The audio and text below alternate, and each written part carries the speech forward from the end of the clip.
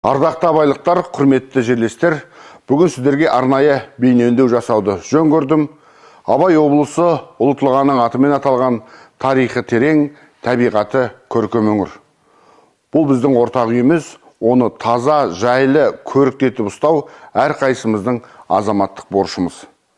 9 жылдың торабында бой көтеріп, аймақтық көлік логистикалық хабқа айналып келе жатқан Семейіміздің географиялық орны бізге үлкен мүмкіндік бергенімен зор жауапкершілікте артары белгілі.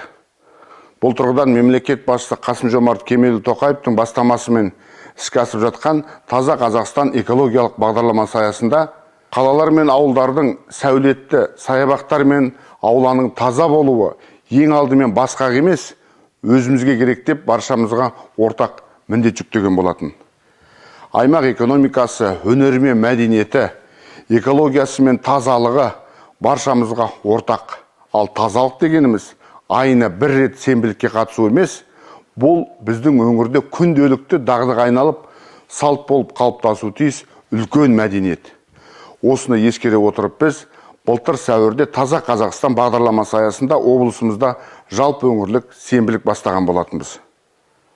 Соның нәтижесінде тазалық науқандарына 349 мыңнан астам тұрғын атсалысып, 52 мың тонна қоқыс шығарылды. Көгалдандыру жұмыстарының нәтижесінде 70 мыңнан астам көшет егілді. Ғарыштық мониторинг арқылы анықталған 191 рұқсат етілмеген қоқыс орындары жойылды. Осы игі істердің заңды жалғасы ретінде облысымыздың 10 ауданында үлгілі ауыл байқауын өткізген болатынбыз. Ауылдың инфрақұрылымын жақсарту мен тазалығын сақтау жұмыстарына қатысып, белсенділік танытқан 20 ауылға 20 трактор кілтін табыстадық. Туған жеріміздің түлегені, тұрған ортамыздың кіршіксіз болғаны ең алдымен өзімізге керек. Облысымыздың тазалығы әкімдік пен коммуналдық қызметтің ғана емес, әрбір азаматтың, әрбір отбасының жауапкершілігі. Түптеп келгенде, әркім тазалықты өз өмір сүріп отырған ауласынан, үйінен, табыс тауып отырған бизнес орналасқан жерден бастау керек.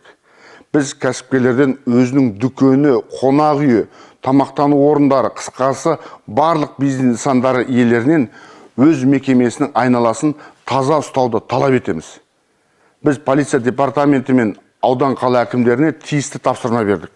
Бұл талапты орындамаған кәсіпкерлерді жауапқа тартып, айыппұл салатын боламыз.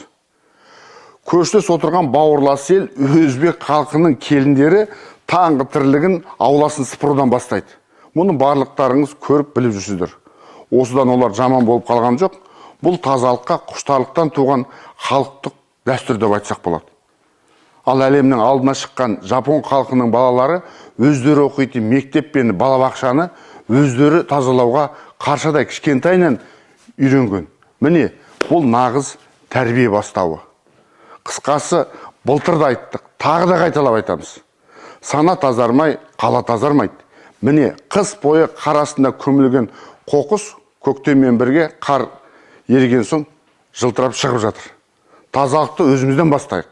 Нағыз патриот азаматтар тазалыққа үлгі болу керек. Көшеде албаты қоқыс тастаған адамға ескерту жасаңыз. Бір-біріміз үйретейік. Қоршаған ортаның тазалығына бейжай қарамайық. Қоғамдық орынның тазалығы әр адамның мәдениеті мен ұлтқа деген құрметінің айнасы. Тазалықты сақтау тек тәртіп емес, бұл ішкі құндылығымыз. Дана халқымыз тазалық саулық негізі, саулық байлық негізі деп бекер айтпаған. Бұл халқымыздың өмірлік философиясы мен бүгінгі талапқа сай ұстанымының үндесуі. Қадірлі Абай облысының тұрғындары. Туған жеріміздің тазалығы үшін жұмылу әрқайсымыздың перзенттік парызымыз болу керек. Президентіміздің жақсы бастамасын біз бір қолдың саласындай, бір үйдің баласындай бірігіп мызғымас салтқа, бұзылмас дәстүрге айналдыруымыз керек. Қадірлі жерлестер, алыптар түлеген киелі топырақтың ажарына әр беру әрқайсымыздың қасиетті борышымыз. Баршаңызды жалпы өңірлік сенбілікке белсенді қатысуға шақырамын. Бастаманы барлығыңыз былтырғыдай қолдайды деп сенемін. Ендеше іске сәт ағайын. Бастамамыз берекелі болсын.